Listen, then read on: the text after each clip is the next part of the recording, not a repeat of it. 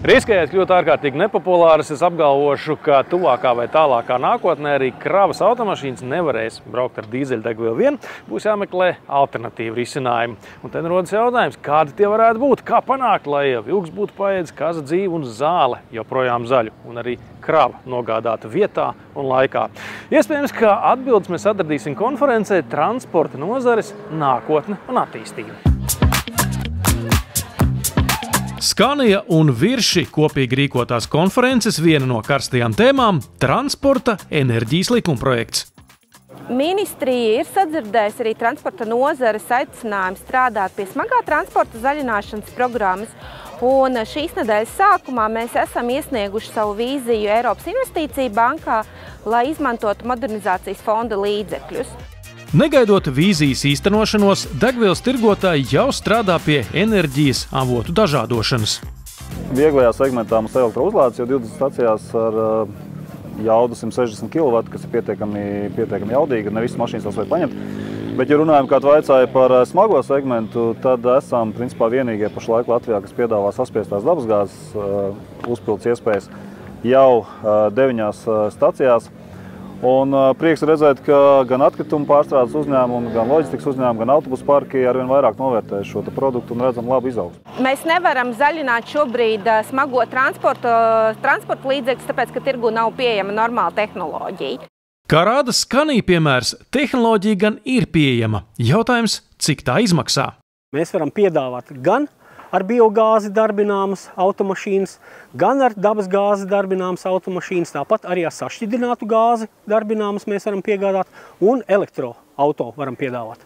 Ilgtermiņā tas būtu tāds risinājums, ka ir jābūt dažādībai arī transporta nozarē. Elektrība nav risinājums visam. Bezizmešu transportu var izmantot vietējiem un tuviem pārvadājumiem. Savukārt, kas attiecās, piemēram, uz sabiedrisko transportu, Alūksne Rīga, tad tur elektroautobus noteikti nav risinājums. Tad drīzāk risinājums ir, ka sabiedriskā transporta pakalpojums sniedzējs iegādājas autobusu, kurš spēj pārvietoties ar gāzveidu kurināmo, piemēram, biometānu. Ja mēs ejam tādā vidējā un ilgākā termiņā, tad saspiesto dabasgāzi, tieši izmantojot to pašu infrastruktūru, var nomainīt ar biometānu. Un tādā gadījumā pat nav nepieciešama kravas automašīnu pārbūve. Bet kāda ir transporta uzņēmuma pieredze ar kravas automašīnām, kas pārvietojas ar saspiestu dabasgāzi? 21. gadā uzsākām lielisku sadarbību ar Viršiem un ar Scania. Izveidojām uzpildes staciju Brocēnos, iegādājāmies 5 gāzes automašīnas un cītīgi sākām vest švenku Latvijas cementu uz Liepājas ostu. Taču pēc Krievijas iebrukuma Ukrainā dabasgāzes cena pieckāršojās, un no vairuma CNG kravinieku nācās atteikties. Un tad šobrīd esam palikuši pie 1 gāzes automašīnas, pieredzi esam ieguvuši, bet skatāmies zaļi un domājam par nākamo mašīnu. Tad ir jāiegādājas atpakaļ kaut kas tāds.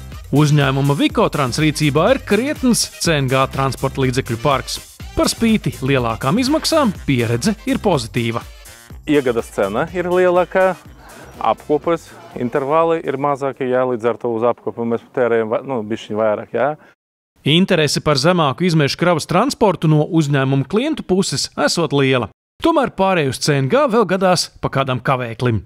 Pirmkārt, nav zināms te spēles notiekumi, par ko mēs šodien konferenci bijām diezgan daudz runājuši, kā izpaudusies tas jauna redakcija vai jaunais enerģijas likums. Un otrais, ka tomēr šobrīd izmaksas uz nosacītu nobrauktu kilometru uz CNG mašīnām ir lielākas nekā uz dīzeļdegvielas mašīnām.